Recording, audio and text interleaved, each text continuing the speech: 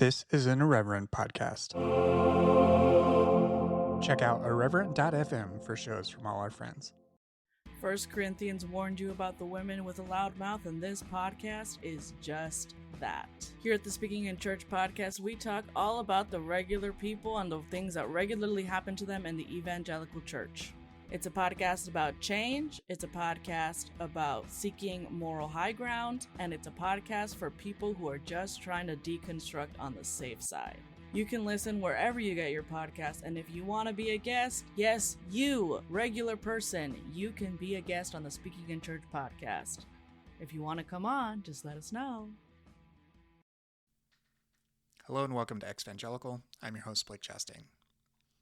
Here in the United States, the holiday season really kicks off in earnest this week with Thanksgiving in just a couple of days, and schedules just traditionally sort of get a lot more hectic and unpredictable at this time of year than at any other time, and that is certainly the case for myself. I will have some new interviews for you soon, but in the meantime, I want you to enjoy this podcast interview that I did with Jeff Sharlet as part of the first season of Powers and Principalities. Jeff Sharlet is the author of The Family, which is a book about a secretive far-right Christian organization that runs the annual prayer breakfast in Washington, D.C. It was also turned into a documentary series on Netflix. We talked in November 2020, just after the election had been called for President-elect Biden, but at that time, Trump had not conceded the election, and what we did not know when we talked was that he would never concede the election, and that it would lead to a violent insurrection on January 6th, and the big lie that has been perpetuated ever since. And given what we've seen in the last year, this conversation and this conversations that I had on the first season of Powers and Principalities that you can find in this feed as well as in its own, is that these conversations and these areas of interest are of even more importance now than they were when I was recording these interviews. That's unfortunate, but that is the reality that we're living in.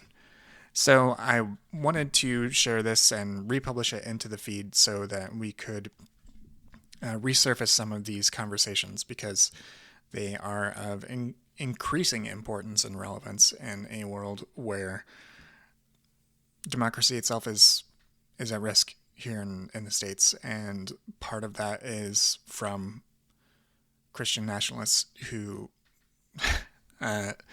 will do what they must in order to maintain power.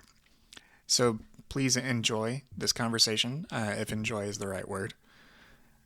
I will be back with some other interviews later this year. All right, everybody, have a good holiday. Talk to you soon. All right, let's get right into it.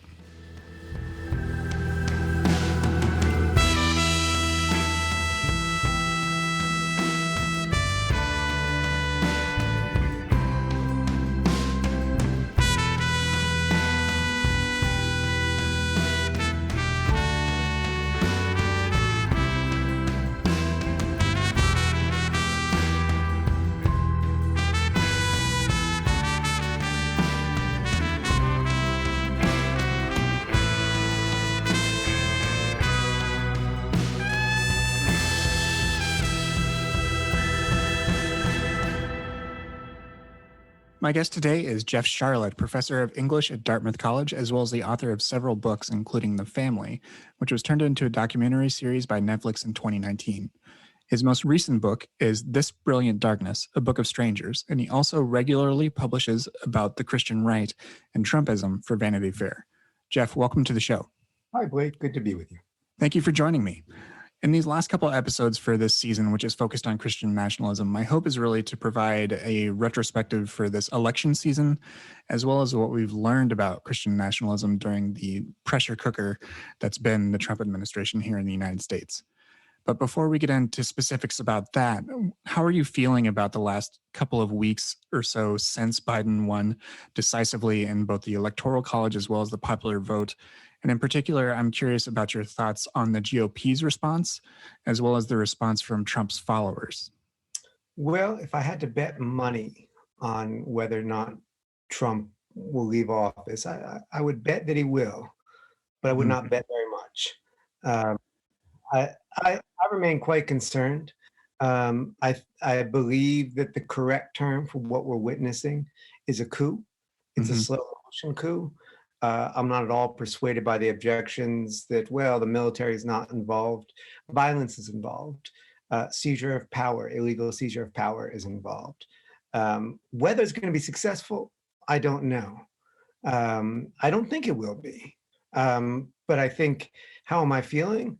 Well, I'm feeling terrible. There's a coup. There's a coup. That hasn't happened in the United States in my lifetime. There's been elections that I thought were unfair, but there hasn't been anything like this. And what we've seen from the GOP is not just acquiescence, but embrace of full authoritarianism. I'm also not persuaded by those arguments that say, well, it's just a practical matter and so on. There is no such thing as practical fascism. This is the real deal, and it's very frightening, whatever happens ahead. Right. A lot of those excuses seem to be centered around this idea that it's to gin up support for the Georgia runoff elections. But you're not convinced by those particular arguments. I don't care if it is. I mean, a coup is a crime. If I go and I commit a crime and I say, well, yeah, I robbed the bank, but it was only because I was, trying to start a record label. The judge said the judge doesn't care. No, and that this is their idea to gin up support for the Georgia runoffs by embracing fascism. You're saying vote for the fascists, and we'll prove it to you. We will demonstrate fascism right now. You're someone who's been covering the Christian right in various ways for over a decade now, even going further back than that. That is illustrated in your book, as well as the documentary series, The Family. In your time sort of examining and investigating that type of organization and what it represents in the way that Christian nationalism relates to American governance, how did we get from that type of involvement in American politics from the Christian right to where we are now and what we see within Trumpism?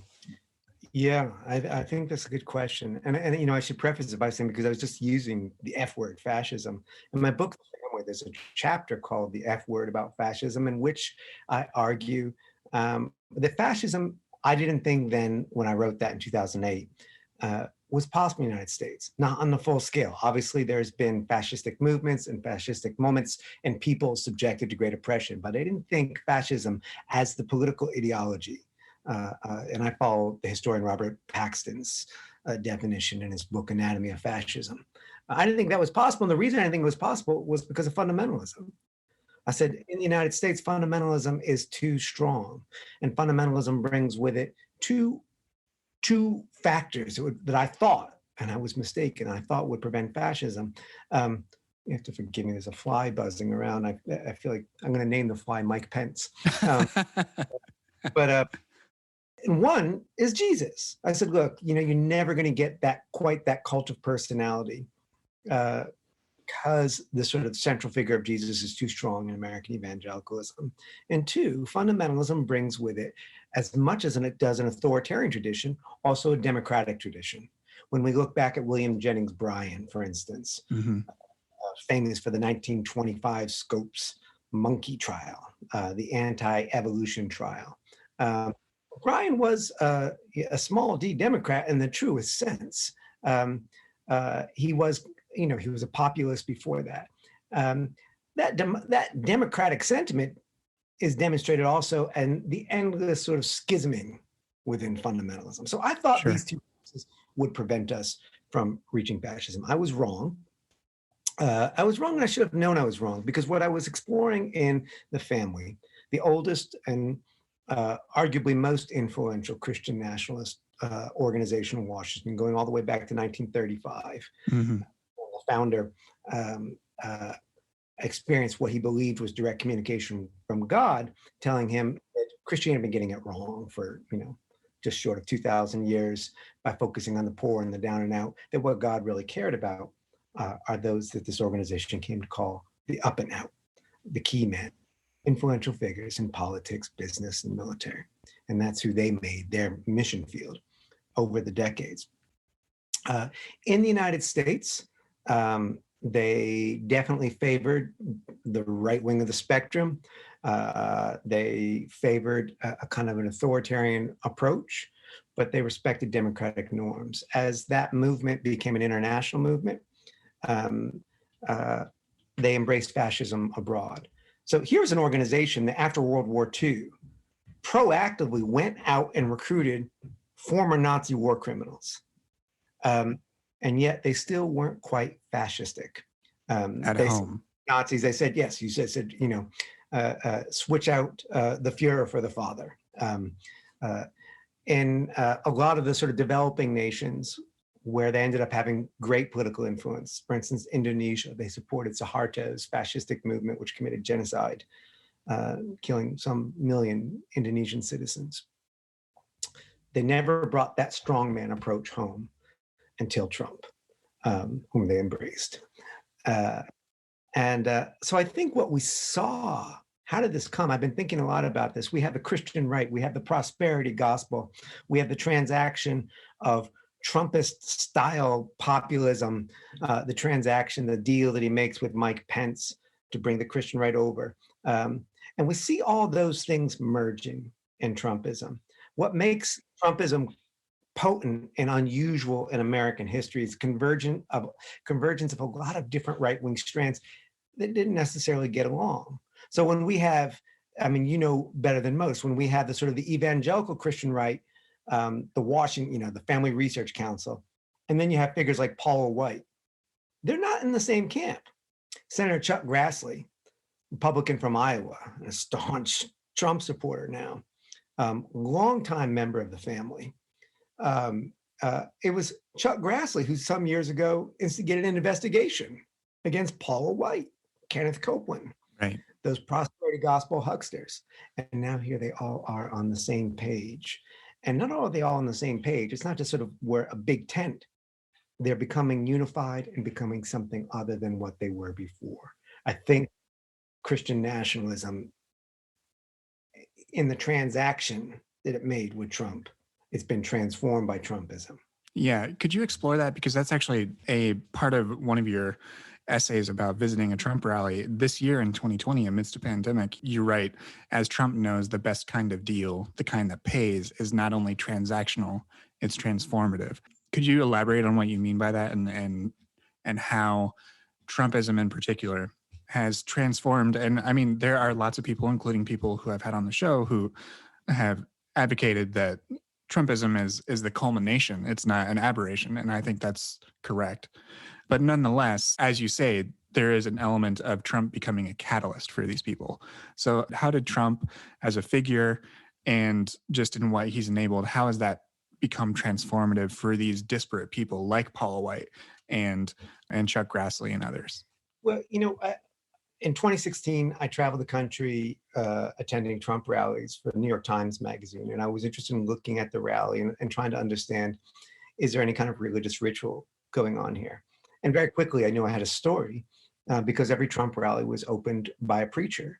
And I'd look at my colleagues, more traditional political journalists, and they'd be looking at their phone. They're ignoring the preacher. They didn't think that was important.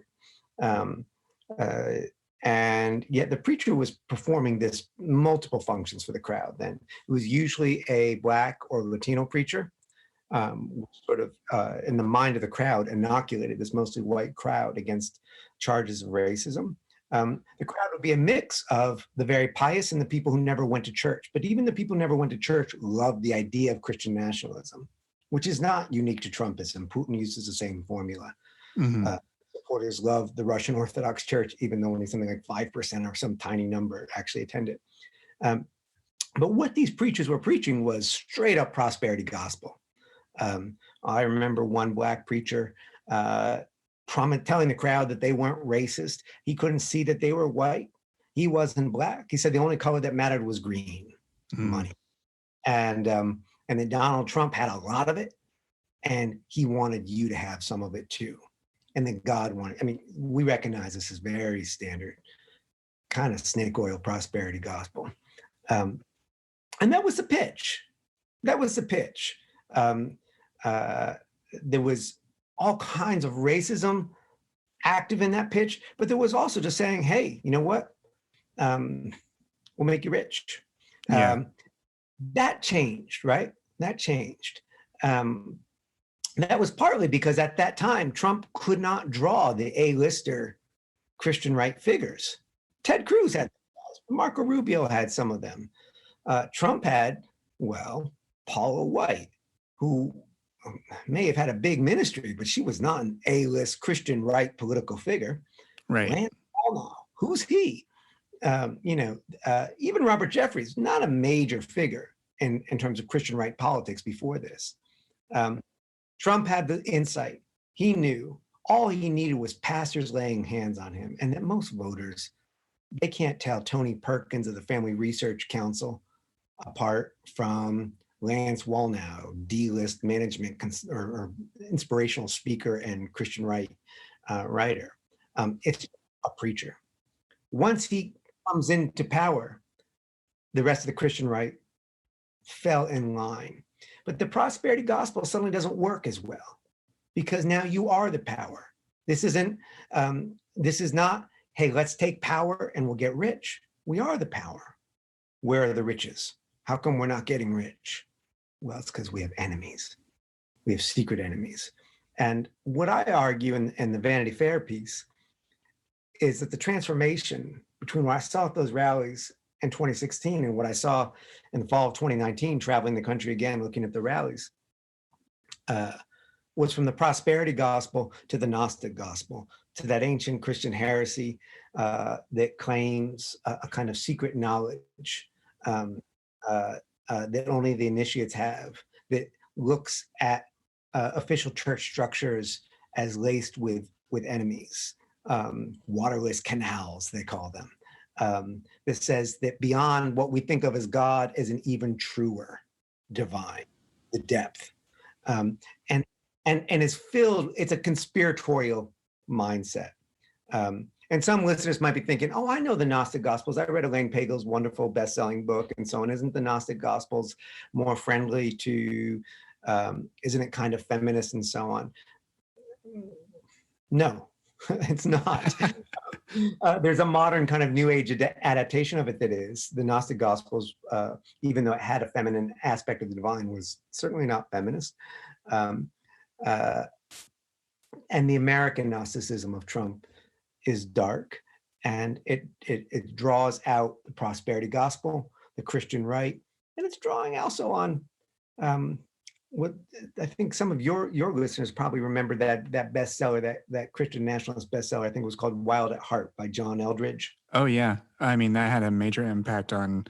It sort of was the brother or sister tome to things like I Kissed Dating Goodbye. Like it was a sense of masculinity. It was this thing that really held up as a banner holder for a particular type of complementarianism, of gender, understanding of gender roles, and of this valorous type of manliness, for sure.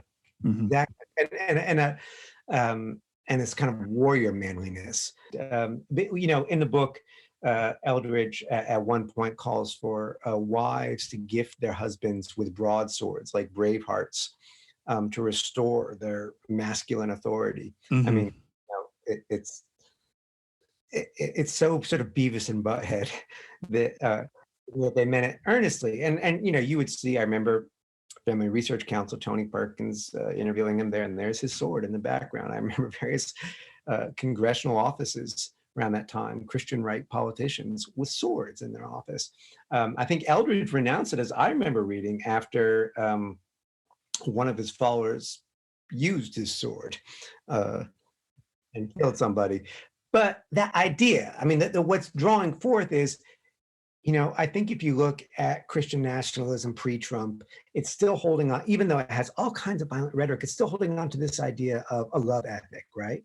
It's love as a fist, but it's calling it love. It's not even calling it love anymore. It's now we see Christian nationalism embracing God's chaos candidate, as Trump is sometimes called, embracing an idea of violence Right. as Christian principle. One of the things that I was sort of struck by in your recounting of some of these rallies is something that I thought was sort of a juxtaposition of this idea that I think is valid, that much of support for Trump and Trumpism and everything that's tied up in that is not necessarily tied as much to a particular type of belief as it is to rooted in someone's identity. And maybe they're being activated like something relative to, say, if they have a grievance, like a white grievance, or the Christian nationalism that he espouses appeals to them. They don't necessarily are not overly concerned about his policy views or anything like that. It's the identity. But what I see in some of the people that you interview at the rally is that there is an element of very particular belief that is at work as well.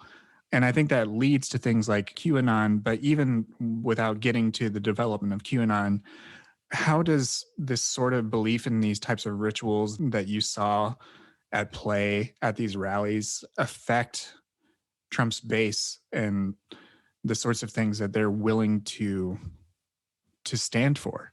Well, in that sort of that embrace of a violent Christian ethic, I think what we see is you take the metaphor of spiritual war, and I want to be respectful of that metaphor in the same way that I hate it when Islamophobes describe jihad as war on the West, when for most Muslims, jihad describes an internal spiritual struggle.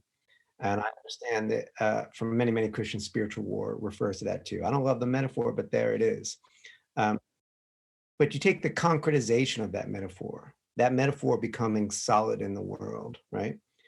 And the powers and principalities are not an abstract. It doesn't represent your temptation towards sin. It's a person: Hillary Clinton, John Podesta, Joe Biden, AOC. These are actual demons in the world, and you are called to spiritual war against them. They're evil, you're good. Their evil is complete, which makes your goodness very strong. And anything, you're kind of licensed to do anything when confronted with that evil. And there's some ways in which I look at it, and it's almost as if Trumpism has channeled the right edge of anti-reproductive rights activism. The folks who thought that abortion's so evil, so that killing an abortion provider is justified. That was still sort of a small constituency. And I think Trumpism has made that idea of by any means necessary central to its premise, and not just by any means necessary. It goes straight to, what the means that are necessary? Eradication. The news today, I don't know if you saw, someone tapped into the chat logs of a right-wing group called Oath Keepers, ostensibly secular, deeply Christian nationalist in spirit. So far, it's all just talk, and let's hope it remains that. But they've now moved on to this idea that what really needs to happen right now are summary executions of journalists live on TV, break into CNN and kill, a journalist on TV to demonstrate to the people what's really at stake. I hadn't seen that. That's terrible. Terrifying. It's terrifying. That's just so hard. I'm sorry. You have to at least acknowledge that that's a difficult thing to reckon with. Your writing also includes another item from the rally. I do want to talk about one other anecdote that you include there, which is you quote like a former youth pastor who started basically following Trump rallies like a deadhead would follow the Grateful Dead. And that same pastor said that Trump's tweets are basically akin to scripture. Yeah. What led them to think that way relative to, the same group that wants to say all lives matter, also say Trump's tweets matter? which is just mind-boggling. But how did they get to that point? Well, Blake, you don't think that your tweets are scripture? Every Should... word of mine is the book of Jeff's procrastination on his phone when he should be doing something else. Right.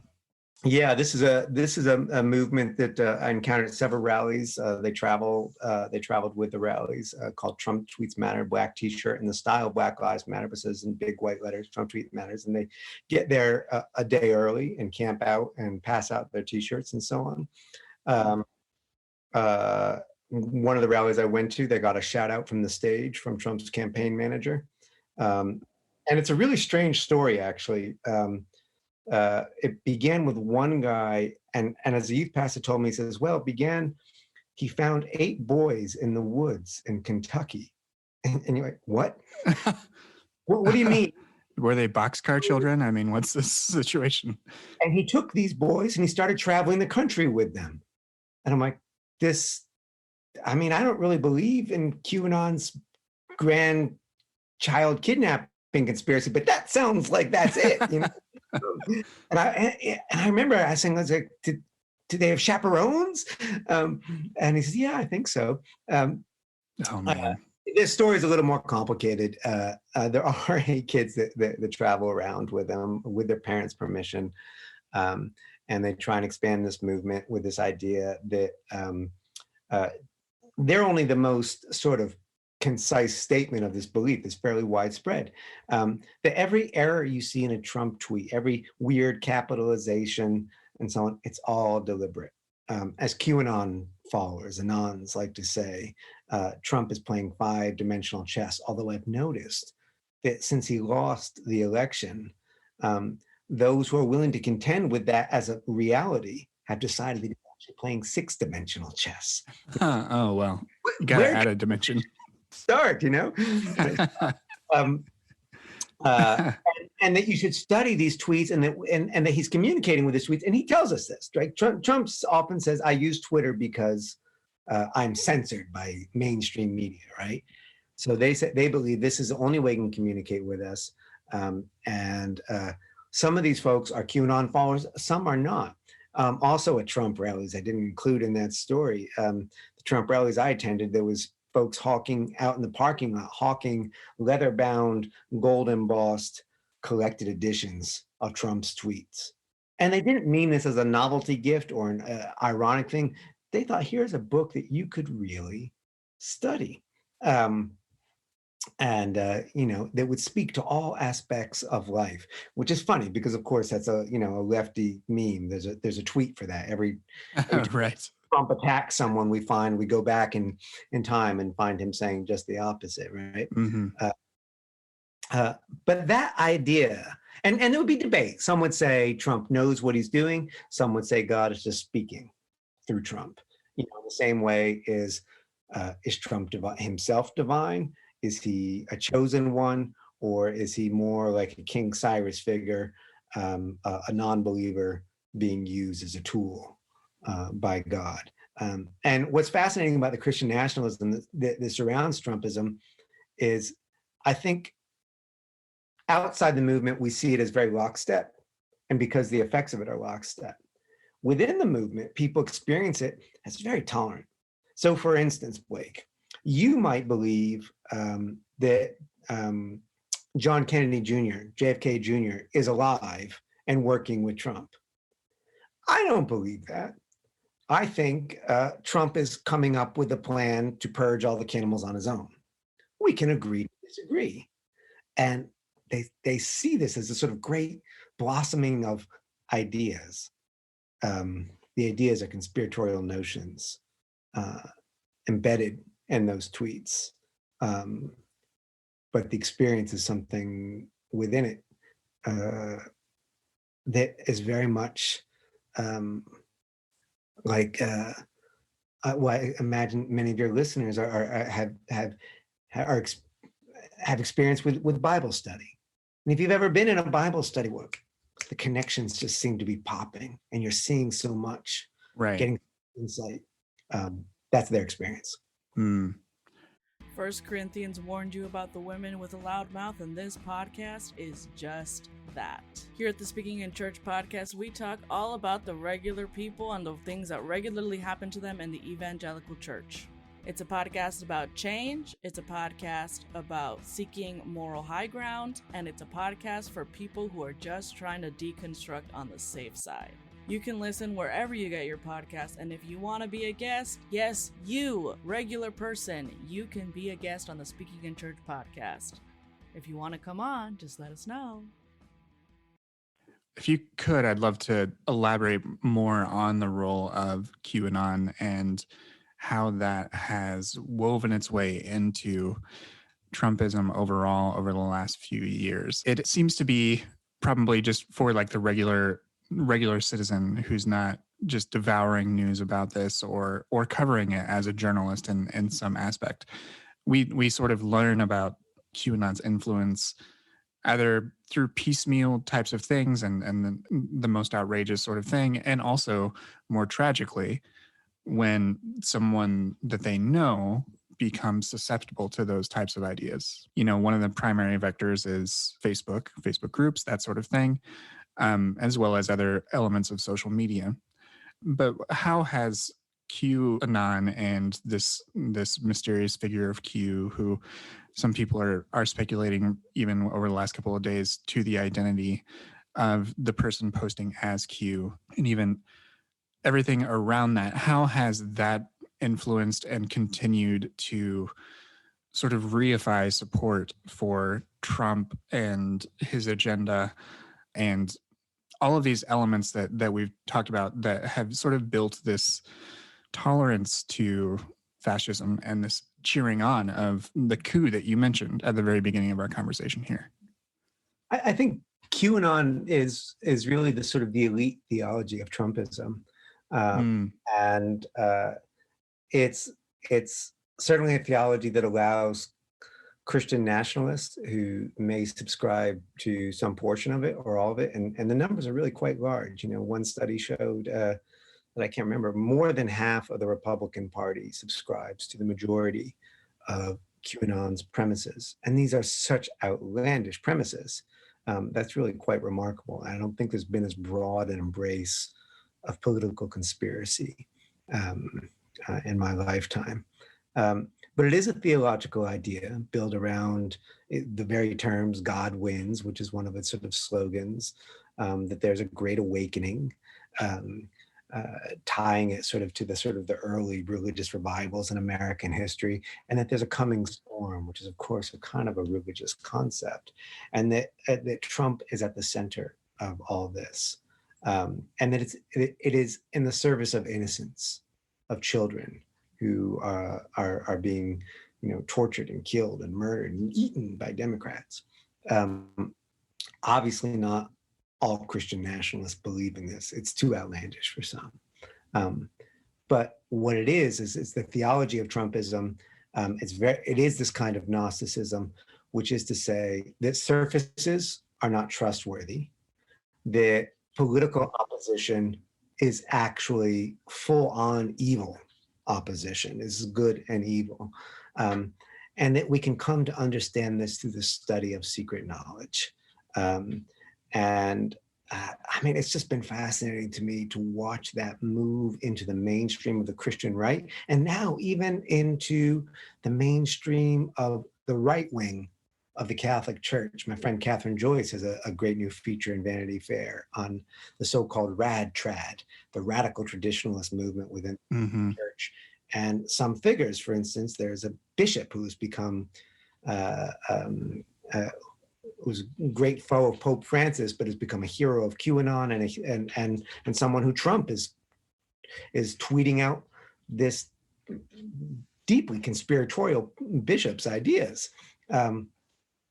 So QAnon is a sort of theology that the theology of sort of secrecy that can bring these different Christian nationalist stands in the right-wing Catholicism, right-wing Mormonism as well, various kinds of evangelicalisms,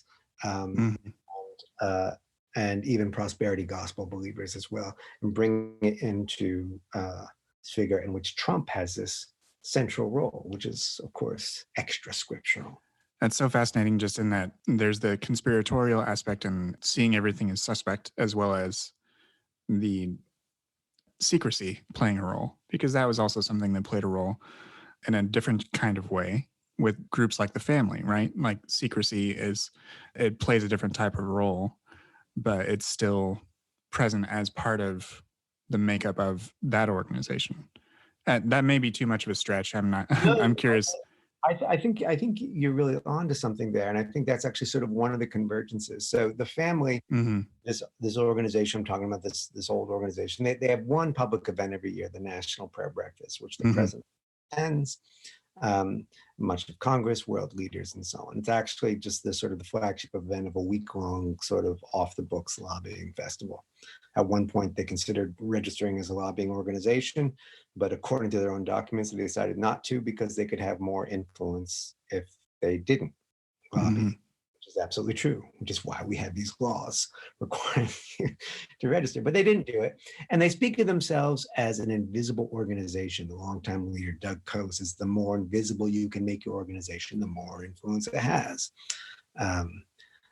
They sometimes call themselves Christian Mafia, and of course they don't really mean themselves as the mafia, but it shows the metaphor, the way that they're thinking. They are an elite. They're a political elite. I don't know, Senator Chuck Grassley, Senator John Thune, Senator Jim Inhofe. These are figures who've been very involved, and they're not interested in converting the masses. They don't care. They say, if we can get these key men and they can build God's kingdom, it doesn't really matter. The rest will fall into place, right? So what's interesting about QAnon is it's sort of, and not directly, the family and QAnon are mainly for reasons of class, economic class, at very different places. But they're doing the same work. And what QAnon is doing is taking that idea of secrecy and making it a mass movement, which is a weird thing. Secrecy is by definition a small movement. I want to be clear, by the way, the family is not a conspiracy. What they're doing is not, they have done some illegal things. What they're doing is not illegal. You are allowed to have your invisible club if you want. They're not a conspiracy.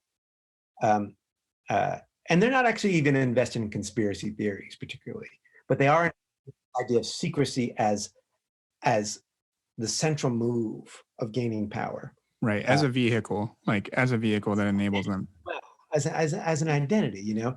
I remember I wrote 2 books about this group, Family and C Street, and the Street is about a house they have on Capitol Hill in which they provide housing for a number of congressmen to live in fellowship.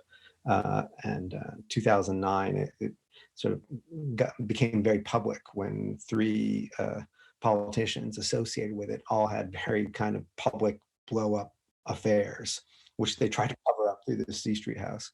And Congressman Zach Wamp, Republican from Tennessee, who was then living in the house, said the first rule of C Street is you don't talk about C Street. I mean, it was as if he got it from that silly movie Fight Club. It's kind of melodramatic idea. But that's not a mass movement idea until QAnon comes along and says, everybody can be in on the secret. You can be an initiate into this secret knowledge. And the suckers out there, they don't understand. They just see a Trump tweet and they think he doesn't know how to capitalize. But you and I know. Did you see how many that the third letter capitalized was C, and C is the first letter in this, or this number in the alphabet, this kind of conspiratorial numerology. It's a way of making secrecy a mass movement of secrecy, which I think is the basic con at the heart of Trumpism, right? It's a populism that serves the elitism. Yeah, and it makes you think you're in on it. And it's also the basic con of prosperity gospel, right? Sure. Yeah. Is, look at the preacher's Rolls Royce. Give him money so that, and somehow it's going to work out for you. Don't worry. I'm in on it too. Like, he's got a Rolls Royce and I gave him money. So somehow God's going to reward me for that. And somehow that Rolls Royce is part mine too. it's some like a spiritual pyramid scheme. Somehow it gets passed along. Thank you for elaborating on that and sort of going on that tangent with me, because there is that element of a shared element. Like you said, I didn't mean to conflate and say that C Street or the family are conspiratorial or that sort of thing, but that they share similar elements. And so I thank you for teasing that out with me. You were saying that. I make that point because, when I first published that book in 2008, The Family, Mm-hmm. Mainstream, my colleagues in the press said, this is crazy. This doesn't exist. It didn't matter that I wasn't the first one to write about them. The LA Times had done a massive expose. Washington Post had once, too, many years ago. New Republic had many years ago. Every 10 years, someone would do an expose and people would say, that's insane, and then move on, right? Because it didn't really fit our imagination, the secular imagination of what the Christian right was, which is a sweaty guy in a too tight suit pounding his pulpit, and he's got to have a Southern accent, Jerry Falwell, basically, senior. And they didn't look like that. They didn't act like that. So they couldn't exist. It wasn't until, I was dismissed as saying, well, Sharlet claims it's a conspiracy. I said, well, actually, no. Here are the 6 or 7 places in the book where I say, look, this is a social movement. The social movement's a neutral term. That doesn't necessarily mean civil rights movement. It can be it's a reactionary social movement. It's not a conspiracy. Didn't matter. They claimed it. It wasn't until those C Street scandals when suddenly you can't ignore it because politicians are coming out and saying, well, I'm a part of this thing, that it became real. And suddenly, every TV show or radio show or whatever that it sort of said, well, I don't know, I think Sharlet's conspiratorial. It's like, well, can you come on and talk about this? And there was a flurry of good reporting, good scholarship, other folks doing this, other countries looking at it, and then it subsided. Till we get to 2019, we come out with a Netflix documentary series directed by Jesse Moss from Jigsaw Productions. And again, it was just amazing. So many of the reviews said, well, this series claims there's a conspiracy. And except for Congressman Mark Siljander, who was actually indicted for crime of conspiracy and money laundering, no, we don't claim it's a conspiracy. But there's this interesting move in the secular press that constantly wants to fit Christian nationalism into a small box, right? A voter block that is identifiable, potent, but limited, and has sharp lines here. And you can dismiss any claims to Christian nationalism's greater reach as its own kind of conspiracy theory, right? Mm-hmm. And I think maybe Trumpism at least has cured the secular press of that misconception. I would hope so. Sometimes I still feel like I see that naivete in some outlets in their approach to these sorts of organizations and the democratic threat that they pose. But I do think that they are more aware in large part to things like your books and the Netflix series, as well as some of the other folks I've talked to throughout this season that have put in the work to document these things and to show the real world impact of these things, and to show that it extends far beyond the Ned Flanders to Jerry Falwell Sr. spectrum. Well, I can't help but wonder too if it's not been in recent years. There's always been former Christian nationalists, former conservative evangelicals who spoke about the experience, but it's become something of a modest movement of which you're a part yourself. There's a lot of folks speaking out and saying, yeah, what these critics like Sharlet or others who are outside of the movement are describing, the authoritarianism implicit in this theology that they're describing, that's what I lived, that's what I experienced. Mm-hmm. And I think that is having an impact as well. Yeah. And take seriously, this is a real challenge. I think it's a threat to American democracy, but it's also more than a threat. It's a contender.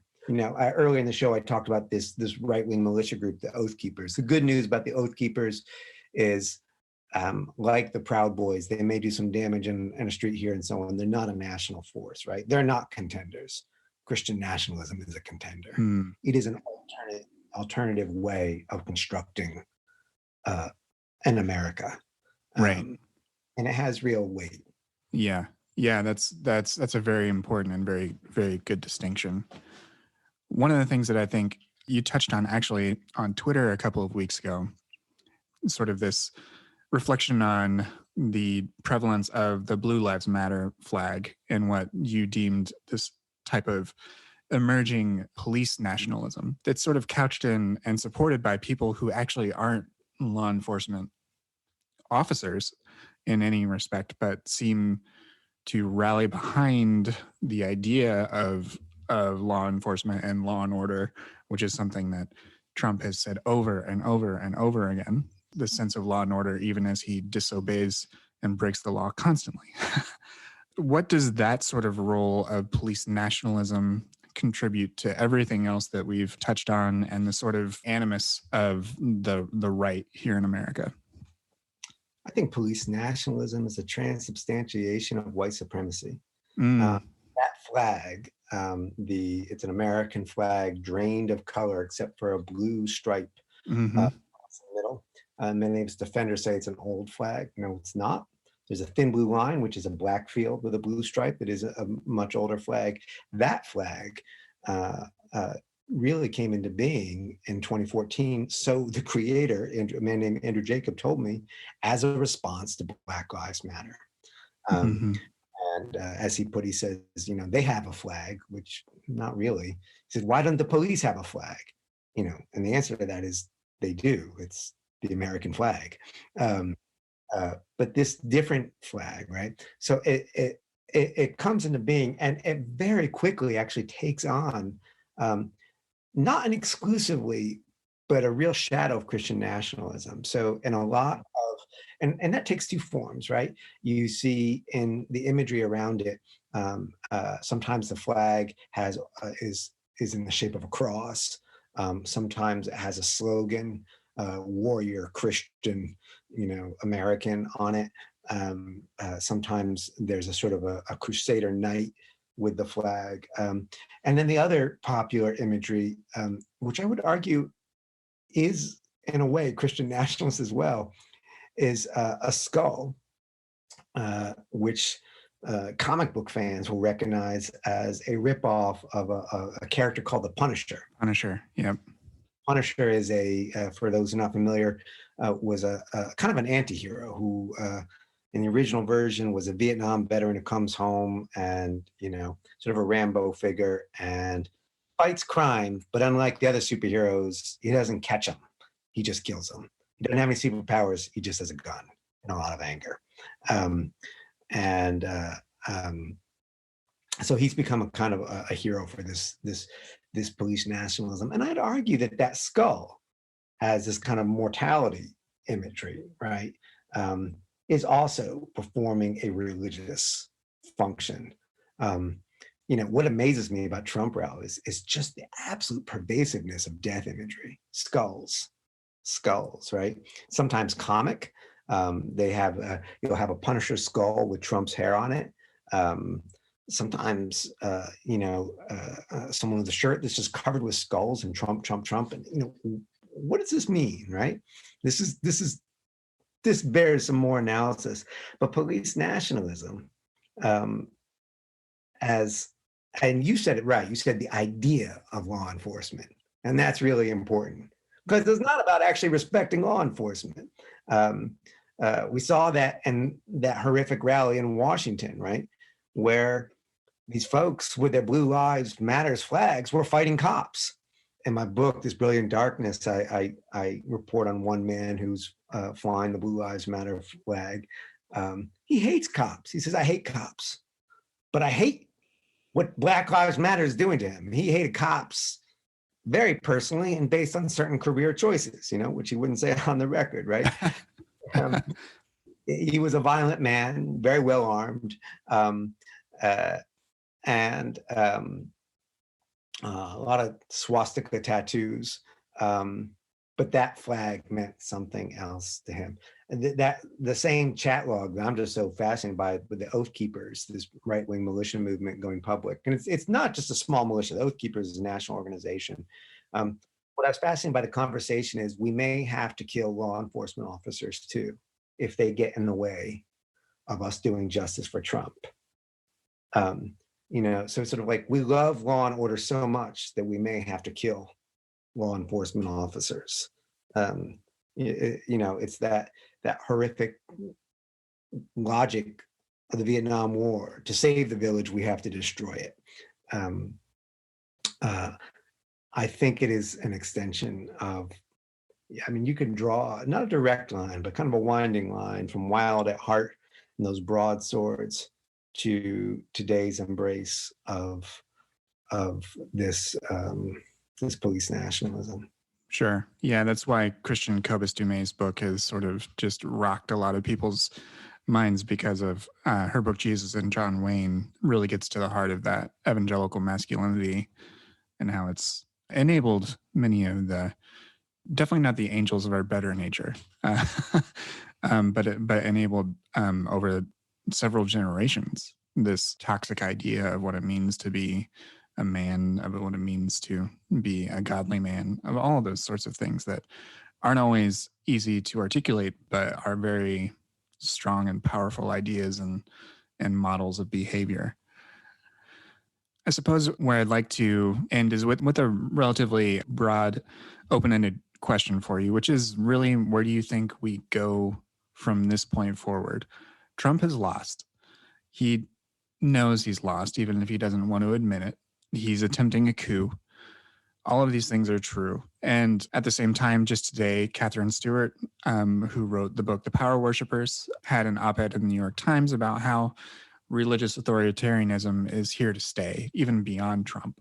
How will you sort of see these elements of American society continue to evolve? And what do you think are ways in which we can respond to it? Or I'm not even sure how to phrase that part of the question, whether to say how to respond to it or even how to frame it in roles as, for yourself as a journalist and a writer. How do you think you're going to begin to continue to write about these things and try to contextualize things for people moving forward? I think my job as a journalist is to pay attention to the surfaces. And that seems counterintuitive. Aren't the surfaces obvious? They're not, unfortunately. This is the ways in which the secular press has sort of ignored the surfaces of Trumpism. And that extends from, as I reported in that Vanity Fair piece, at Trump rallies, a centerpiece of the rally would be a long and kind of grotesque, pornographic, violent horror movie slasher film description of undocumented people, animals in Trump's language, and they're climbing through windows and they're raping women, but they're doing more. They're chopping off heads. Sometimes they're carving out hearts. They're decapitating people. And he could go on like this for about 20 minutes. Never got reported. Same thing in 2016. I think I was the first person to report that Trump at his rallies was regularly telling this long, elaborate, fictitious story about a general in Americans in Philippines who captured 50 Muslim rebels and had 50 bullets dipped in pig's blood, and then executed 49 of them and gave the last one and said, "Take this to your people." And Trump said, "That's how I'm gonna govern."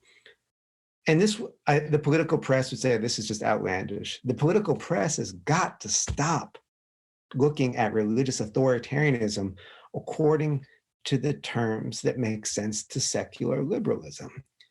And we constantly look for the policy wins, right? Piece in the New York Review of Books just last week saying, when you look at it, Trump really didn't do that much on policy. Well, hell no, he didn't. That wasn't the point. In fact, he did damage throughout the government, all sorts of other ways. But we can take that conservative notion, ideas have consequences. We've seen that with Trumpism. We've seen the consequences of these horrendous ideas. So my job as a journalist is to keep paying attention to those surfaces, pay attention to what Trump says. Everyone's like, what is Trump up to? What is his game here? Well, it's what he says. It's staying in power. He wants to hold on to power. I know this because he says it. Yes, he lies. He doesn't lie much about what he wants. He's quite candid about his grotesque ambitions. We just have to listen. That's my role as a journalist. What we do as a nation is kind of above my pay grade. You and me both. I wish I knew. I mean, right now we see what the Biden campaign has decided to do, which is, let's fake it till we make it. Let's pretend to be normal. Things are going to transition normally, and just hope that the sort of that power of normalcy. Maybe they're right. I take some heart from saying that they're not just doing that out of nowhere, as I understand from a colleague. There are folks in the Biden campaign who are looking at parallel situations from other nations. They're looking at, authoritarianism in Serbia and saying, well, what are methods that have worked and worked peacefully? So maybe that's right. Or maybe it's a time for us all to be in the streets. Maybe it's a time for civil disobedience. Last week, an acquaintance of mine from up here in Vermont, Martha Hennessy, was sentenced to a year in jail by a Trump judge.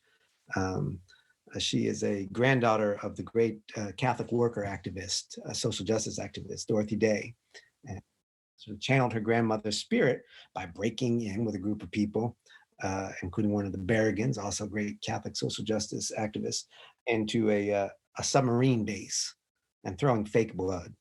There's one symbolic act, right? Swords into plowshares.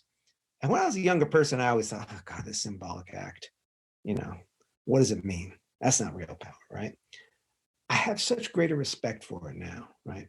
When we're confronted with the scale of religious authoritarianism, keeping that narrative thread alive, that narrative thread of resistance alive. And that's coming from a religious place. I'm not a religious person, but I love that.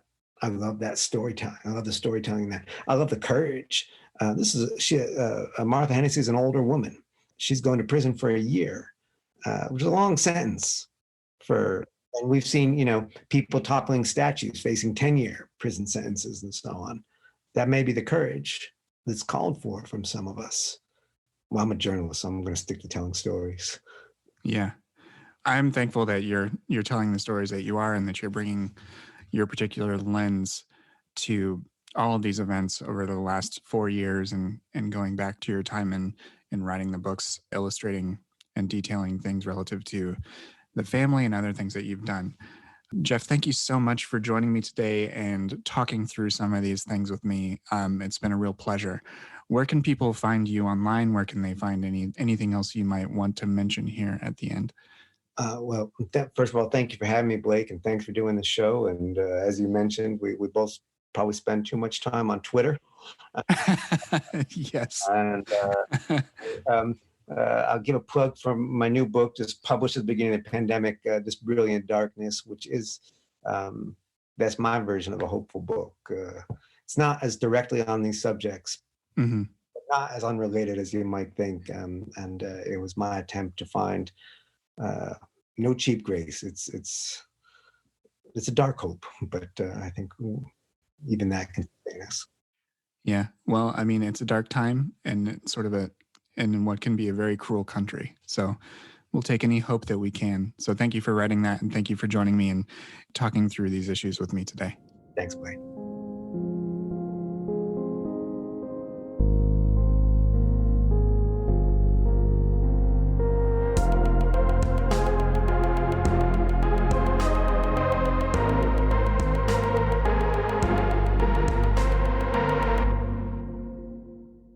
That'll do it for this episode. This episode was produced by Jake Lewis. The theme music is by Dave LaFever and Jake Lewis. If you enjoyed this conversation, please rate and review it on Apple Podcasts and let others know about the show. Talk to you soon. 1 Corinthians warned you about the women with a loud mouth, and this podcast is just that. Here at the Speaking in Church podcast, we talk all about the regular people and the things that regularly happen to them in the evangelical church. It's a podcast about change, it's a podcast about seeking moral high ground, and it's a podcast for people who are just trying to deconstruct on the safe side. You can listen wherever you get your podcast, and if you want to be a guest, yes, you, regular person, you can be a guest on the Speaking in Church podcast. If you want to come on, just let us know.